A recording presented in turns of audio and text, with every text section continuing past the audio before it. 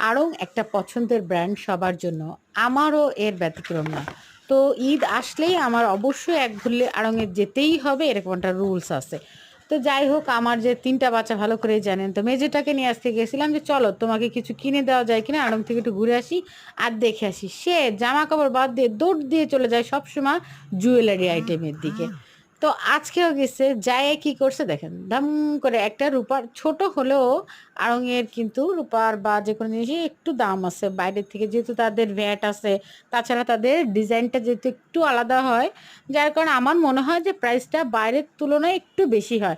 বাইরে যে জিনিসটার দাম হবে ৫০০, আমার মনে হয় আড়ং-এ সেই জিনিসটার দাম হবে ৭০০। ভ্যাট, ট্যাক্স সবকিছু মিলায়।